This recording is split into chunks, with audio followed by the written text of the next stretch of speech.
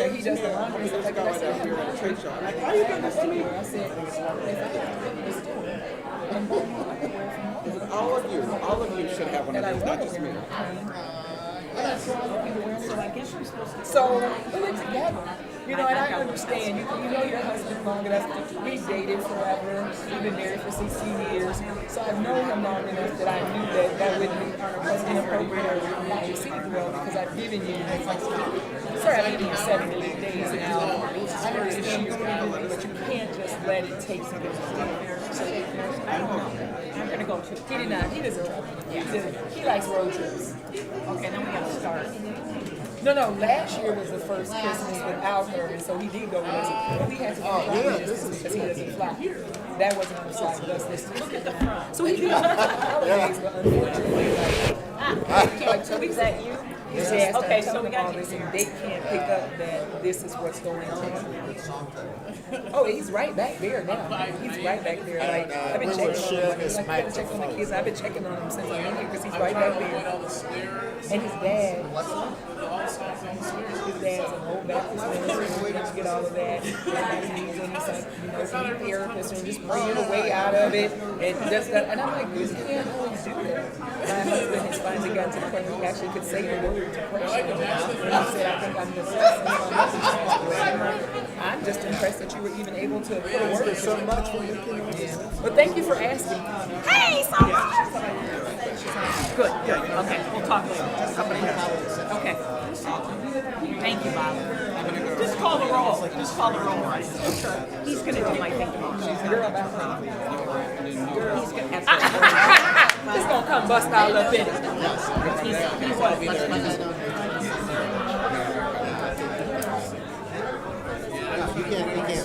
You can't, no, Right now they mail me checks. Okay, I'll think about it. yes, ma'am. No, you'll probably get drunk. This is if you want your payments, we don't have a time limit. Your mileage renews. This is for So can I get it for my plane? Okay, we ready? You got everybody? Know what? Okay, Darren. About what? legislative affairs. It's called the State of the Whatever. I did not. When is it? What time is It's right it? after this. And Come where's on, it? Darren. Next door. With Brad Frankie. I'm going to go to it. I didn't know anything about it. How did you find out about it? Scott just told me he's chairing. He said it was in our packet. Let me look. I didn't see it. We ready? Make sure we have Ready, guys? Ready? All right, but did we get to find out before? Maybe. We'll see. In accordance with the board's bylaws, as chairperson, I will now call the special meeting of the Board of Trustees of Illinois State University to order at 12:17 p.m. on Thursday, January 25th. I note for the record that the notice of today's meeting was posted in accordance with the Illinois Open Meetings Act and that the public has been notified of the date, time, and location of this meeting. As included in the notice of the meeting, the university has provided a YouTube link that allows all interested persons to contemporaneously view the meeting and hear all discussion and votes. Trustee Navarro, please call the roll. Trustee Bone. Present. Trustee Abakumi. Present. Trustee Jenkins. Present. Trustee Jones. Present.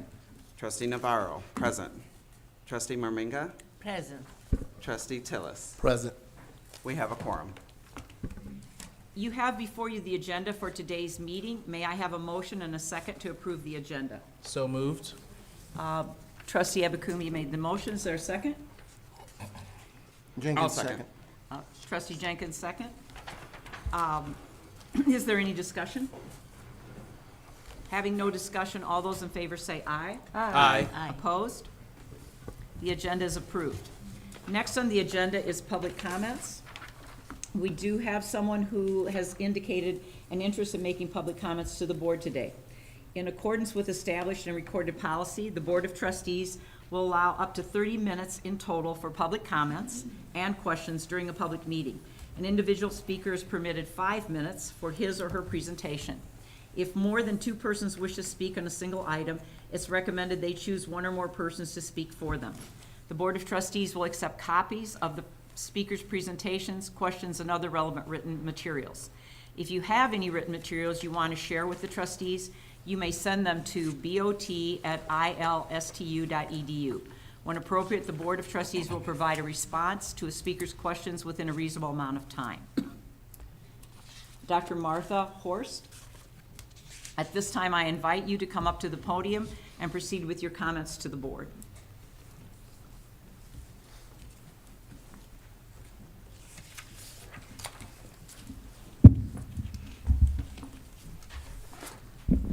Hello, my name is Martha Horst.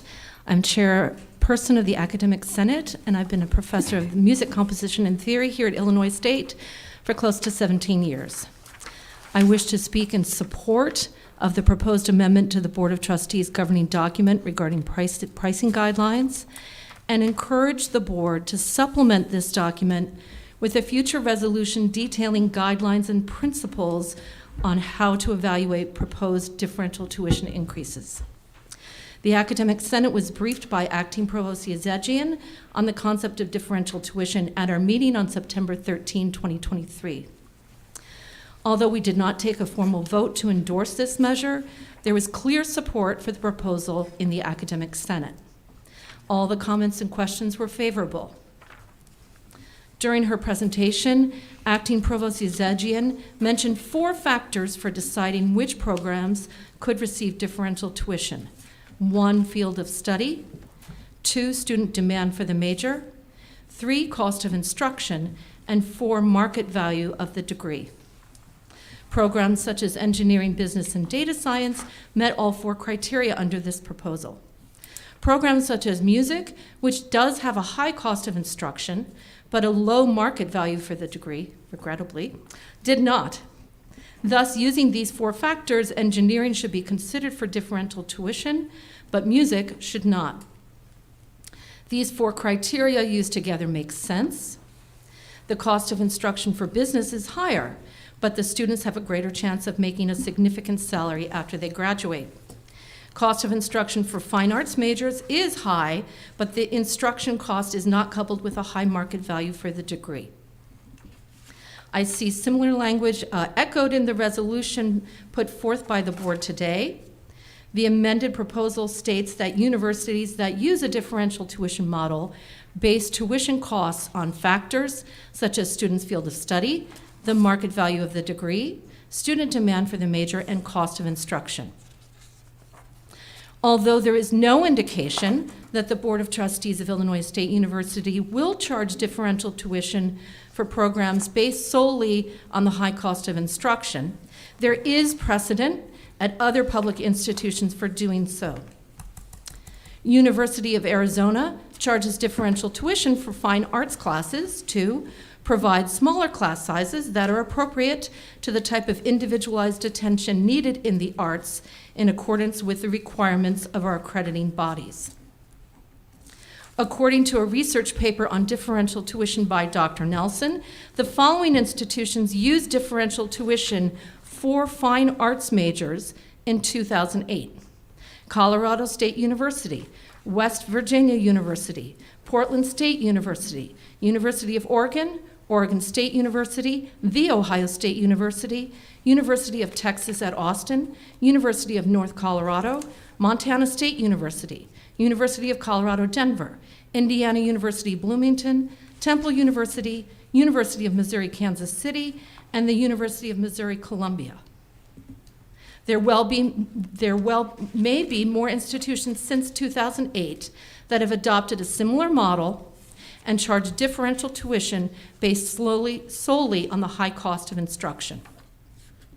My concern is that the stripped-down statement contained in Resolution 2024.01/03 allows for majors such as music, dance, or art to be charged differential tuition in the future. The statement, differential tuition for a program may be charged upon approval by the Board of Trustees, says nothing about how these proposals will be assessed, or says nothing about the criteria used to make a fair assessment. I appreciate that the board wishes to keep its governing documents clean and succinct. Nonetheless, I encourage this body to consider how to codify the principles used to justify this proposal in some other way. Perhaps this board could create a separate resolution which lays out these 4 factors and encourages future boards to adhere to them. Perhaps the board could put some sort of philosophical statement in the preamble to this document or another document. When the Senate makes policy, we always have to envision not only what a policy means to us, but what it will mean to future Illinois State University community members. We may have the best of intentions, but the devil is in the details, as people say. As someone who looks at policy language written 20 years ago almost every single day, I know that at the end of the day, all that remains is the actual text passed by the body. Intentions fade away. Stated promises become confusing old statements and dusty old minutes. This additional statement to the governing documents about differential tuition says nothing about how it should be applied. Although today's differential tuition proposal does not include a proposal to increase tuition for high-cost programs such as the fine arts, a future proposal may. I encourage the board to consider how it can permanently codify the 4 factors it will use today to assess whether or not differential tuition should be charged for a program. Thank you. Thank you, Dr. Horst. Well, good afternoon, and thank you for joining us for today's special meeting of the Board of Trustees on January 25th, 2024.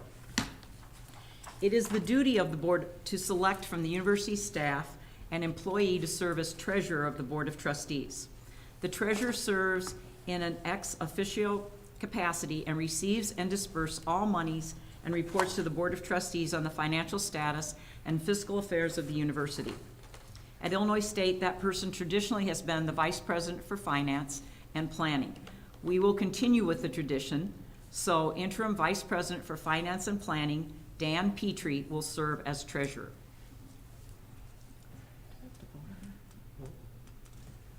Okay. I will now ask interim president Tarhuli to share his remarks. Thank you, and good afternoon. Prior to moving forward with the meeting, I want to thank the board for their willingness to meet today for this special meeting and their engagement with the university throughout the year. I recognize and appreciate the many hours you spend grappling with complex university business to help us reach the best outcome possible. I am grateful for your willingness to sacrifice your personal time, vacations, and professional commitments to travel in the middle of the week to support Illinois State University. I thank you on behalf of our students, staff, faculty, and the entire Redbird community. We are just ending our second week of the spring term, and it hasn't felt anything like spring at all. In the wake of the severe winter weather experienced during these 2 weeks, I want to thank our Weather Essential staff for their work to keep our students, faculty, and staff safe. I want to extend my sincere thanks to the staff in grounds who spread approximately 130 tons of salt throughout campus during the 24-hour storm earlier this week. Technology Solutions, University Housing Services, ISU Police Department, Event Management, Dining and Hospitality, Energy Management, Emergency Management, and Environmental Health and Safety. These folks keep the university running during closures such as the one we experienced recently. I would be remiss if I did not also express my appreciation to the entire university community for your patience and understanding as we walked through these weather issues. I want to take a moment to introduce 3 new staff members. Please stand when you are introduced so that we can give you a proper Redbird welcome. Dr. Dan Petrie, Interim Vice President for Finance and Planning.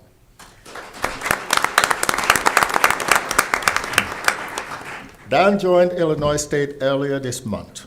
He has had a successful career as a tenured professor, department and division chair, dean and vice president of finance and planning, and chief financial officer during his over 25 years at both private and public sector colleges and universities.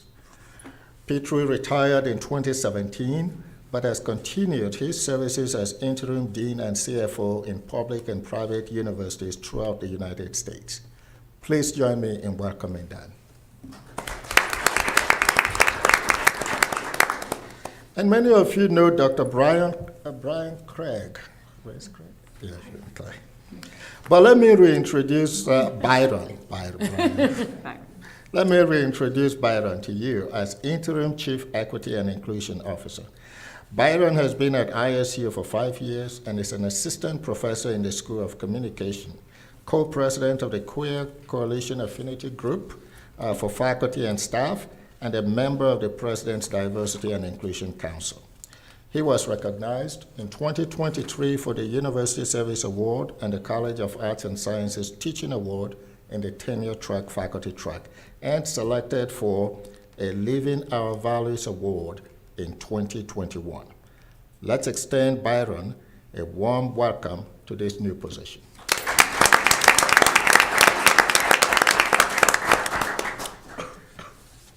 I'd also like to introduce Chris Copeland, Director of Media Relations and Strategic Communications. Where's Chris?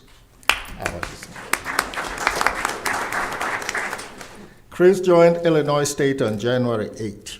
He most recently served as Public Relations Supervisor at Country Financial in Bloomington and previously served as Director of Communications and Community Engagement at Peoria Public Schools.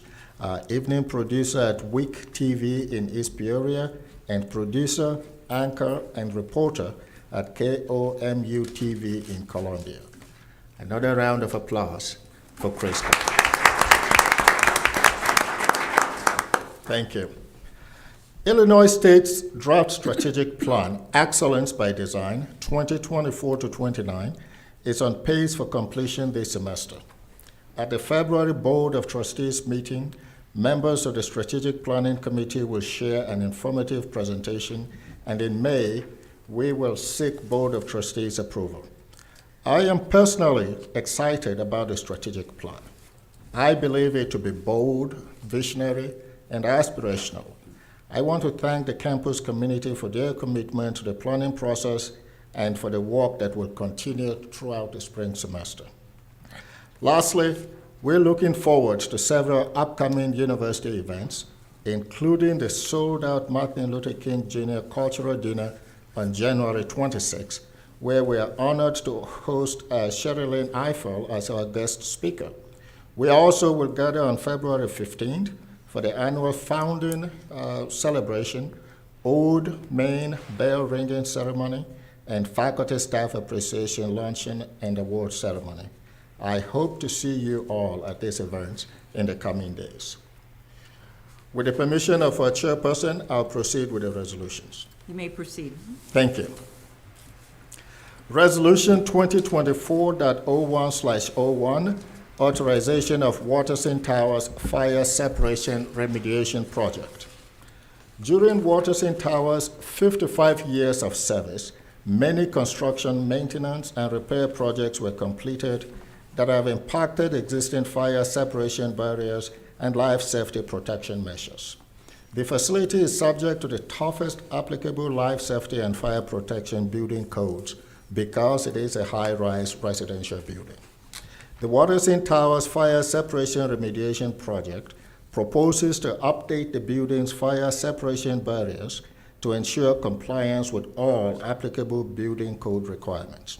A professional architectural/engineering building code construction forensic expert made recommendations that include, but are not limited to, vertical mechanical/HVAC equipment shaft, missing or damaged fire protection dampers in mechanical/HVAC ducts, plumbing fire separation penetrations, telecom/data wiring fire separation penetrations, electrical device fire separation penetrations, doorways, and service access panels in code-required protected pathways, any wall/floor or ceiling mounted materials in protected pathways. The project includes phased construction to provide the least disruption to students and university housing services operations. The plan involves starting non-occupant affecting work in the spring of 2024 and major occupant affecting work taking place during the summer of 2024 and 2025. The cost of the project is not to exceed $17.5 million and will be funded by AFS Housing Resources. I ask for your approval for this resolution. May I have a motion and a second to approve the resolution? So moved. Trustee Abakumi made the motion. Is there a second? Jenkins, second. Trustee Jenkins, second. Is there any discussion? All those in favor of the resolution, please say aye. Aye. Opposed? The resolution is approved. Thank you. Resolution 2024.01/02, authorization for expanded Williams Hall former stack space rehabilitation and renovations project pre-construction services. The Williams Hall Rehabilitation and Center for Integrated Professional Development, CIPD, renovations pre-construction services project was approved by the Board of Trustees on February 7, 2023, item 2023.02/06, with an original authorized budget of $1.75 million. The original strategic impetus for this project was for a CIPD consolidation and improvement project to fulfill a commitment to CIPD for vacating the Instructional Technology and Development Center building to facilitate the Multicultural Center project. Necessary Williams Hall infrastructure and building improvements were added to the scope to facilitate the Williams Hall CIPD project completion. Since that time, the project scope continued to develop and be refined to obtain professional services quotes. Concurrent discussions with Illinois state administrators and design consultants raised questions about the future of approximately 20,000 square feet of adjacent vacant stack space and the need for similar investigations and pre-construction work to develop viable options and pricing for this space. To design the Williams Hall Rehabilitation and CIPD renovation project, Illinois State University conducted 2 public quality-based selection processes and has identified the architecture and engineering firm of Bailey Edwards and the commissioning firm of Farnsworth for this project. Negotiations for these professional services are currently incomplete, and a contract has not been executed with either firm for the QBS identified scope on this project to date. This provides ISU with an opportunity to expand the consultant's project scope prior to contract negotiation completion and contract award to include the former stack space as part of this project.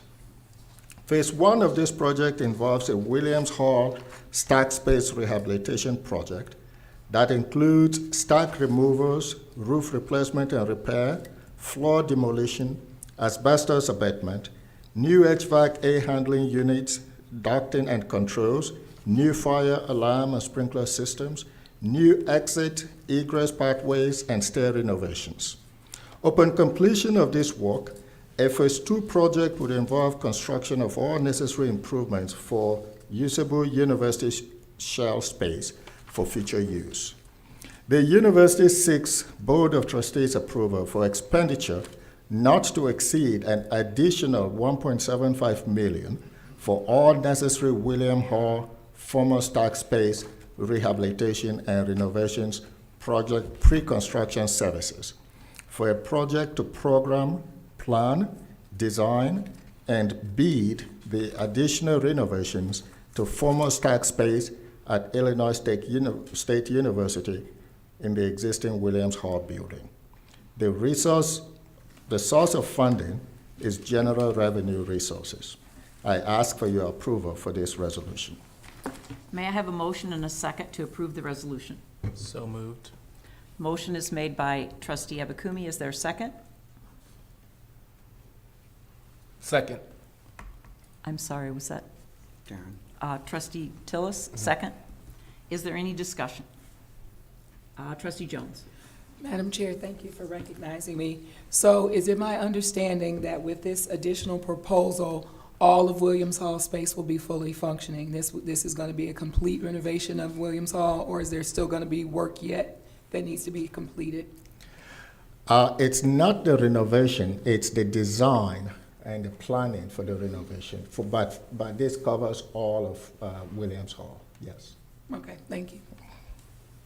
Is there any other discussion? All those in favor of the resolution, please say aye.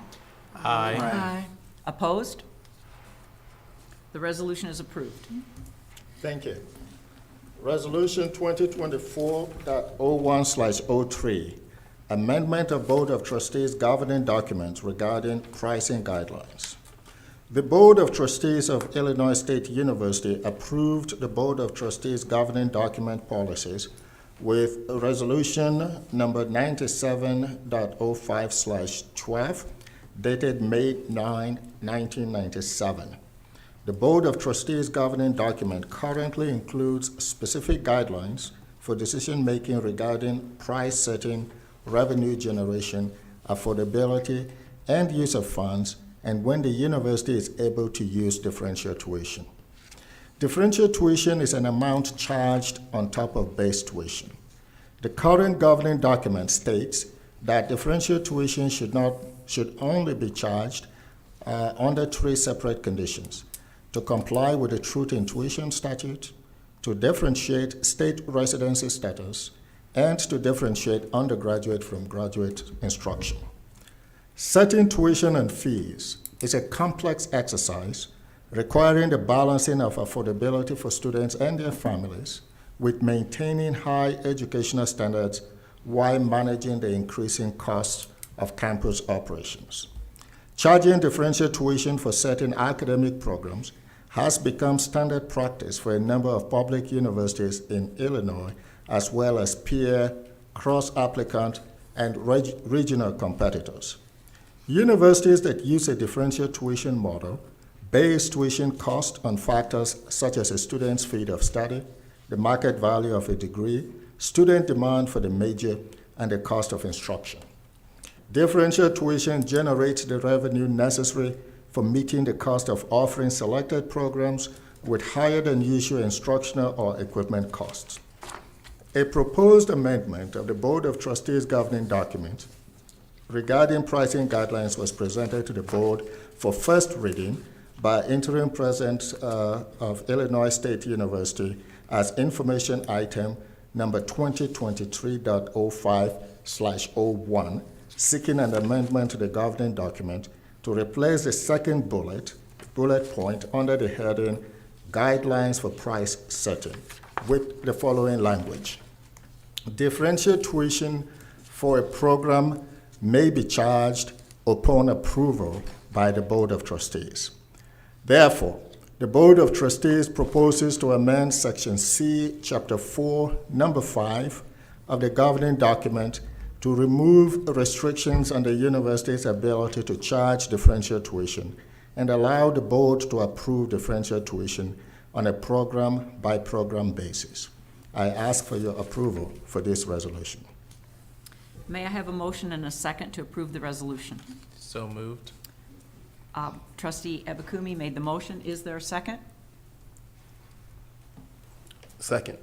Trustee Tillis seconded the motion. Is there any discussion? Madam Chair. Yes, Trustee Jenkins. Yeah, so I appreciate, I mean, if it's appropriate for me to make some comment about my conclusions on this. I really appreciate the research and the analysis that's been provided by the administration. It's been very informative. It's been helpful in shaping how I think about this position. I have high confidence in the administration, so I don't take my negative vote on this resolution lightly. Some of the concerns I have center on probably 5 main areas. I have equity concerns. I have concerns that as we implement differential tuition will exacerbate socioeconomic inequalities with our students. Different backgrounds. We know from academic research that differential tuition because first-generation students, students of color, students with not a lot of social capital, look at sticker price, and sometimes that dissuades them from enrolling. I think that leads to an impact on student choice. So specific majors being more expensive may cause students to enroll in different majors instead of challenging themselves and enrolling in those programs that they could be successful in simply over price. I have concerns over the administrative complexity of implementing differential tuition. If you look at the student flow model, what that might mean for students as they move in and take their lower division core and then move into or drop out of engineering, how managing that whole process so students aren't inequitably charged a higher tuition or lower tuition. I think that that administrative complexity also applies to student financial aid, award letters, the complexity of award letters, how confusing award letters are now, let alone if we add a differential tuition piece to it. I also think from the student perspective of the perception of value, and this is kind of more of my concern around institutional programs, is that what we charge and how we develop our budget is an expression of our values. As some programs are able to charge more, the perception of the value of those programs can be perceived as higher than others. And this can create this idea of a hierarchy of majors at Illinois State, which may not align with our values. Finally, I also think that the impact on diversity of our diversity of programs may cause more students to not pursue education unless what we perceive as economically viable or economically lucrative careers or degree programs. And that sends a message to our students. Finally, I think there's as you zoom out in higher education, there's a question of whether higher education is a private good or is it a public good. And I think as we think about what Illinois State provides as a public good to this state, as we start to differentiate that public and private good, we will, we further kind of create an opportunity where people could perceive that certain programs, because they result in a higher private good, they are the programs that policymakers and others direct students to go into.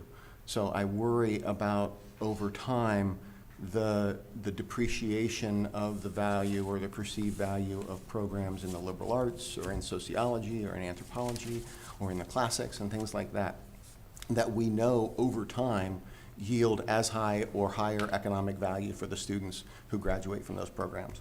So I'm voting no for this. I appreciate the administration's indulgence of my questions, indulgence of how I have approached this, and while I will be voting no, I want to make it clear that I have high confidence in the administration's ability to administer this institution and to set tuition and to run its budget. Thank you. Trustee Jones? Madam Chair, thank you. While I echo some of the concerns that Trustee Jenkins has, my scope is a little more narrow. The current agenda item that we have in the current resolution we're voting on is simply to allow the revisions to our governing documents so that we have this option available to us. So to me, those are two separate buckets. So while I do express some of those concerns about whether or not we will move forward with differential tuition, I do believe that it should be an option that's available to the university, and the only way that will happen is if we change our governing documents to reflect as such. So I just wanted to make sure that I was clear about the distinction between the two resolutions that we have before us today regarding this matter. Thank you, Trustee Jones. Any other discussion?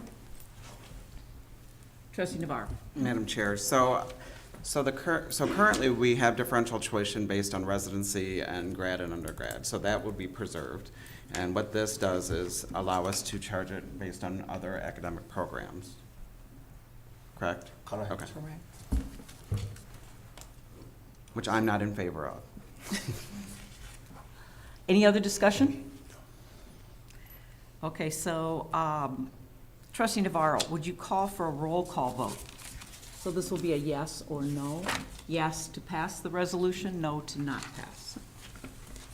Trustee Bone, Yes. trustee Abakumi, Yes. trustee Jenkins, No. trustee Jones, Yes. trustee Merminga, Yes. trustee Navarro, no, trustee Tillis. Yes. The resolution is approved. Thank you. Resolution 2024.01/04, student tuition rates, including differential tuition rates for targeted academic programs for academic year 2024-2025. Setting tuition is a complex exercise. It requires balancing the imperative of affordability for students and their families with the necessity for ensuring high educational standards and meeting the added and rising costs associated with certain programs. The impact of employee wage increases and minimum wage law, increases in financial aid, inflationary increases in operational expenditures, and deferred maintenance and capital projects highlight the importance of the university's goal of balancing fiscal accessibility for current and future students, academic excellence, and adequate operating resources. For FY 2025, the university is proposing a slightly different tuition model for new incoming undergraduate students. After reviewing cost of classroom and laboratory instruction by major and program, and analyzing the supporting enrollment strength of each, the university recommends that certain majors and programs be priced at a per credit hour rate higher than the base tuition charged to the general student body. Specifically, the university is proposing a 15% increase, a tuition differential charged to new undergraduate students first enrolled in academic year 2024-25 in the College of Nursing, the College of Business, Cybersecurity, and Computer Science for all courses taken. Students enrolled in the College of Engineering in the fall of 2025 will be charged an anticipated 15% differential above the base tuition for academic year 2025-26. For all other majors and programs, the base tuition currently in place for FY 2024 will not increase in FY 2025. Additionally, a portion of the revenue from differential tuition will be used to plus up the financial aid for low-income students to ensure their continued enrollment in these programs. I ask for your approval for this resolution. May I have a motion to approve and a second for this resolution? Is there a motion to approve?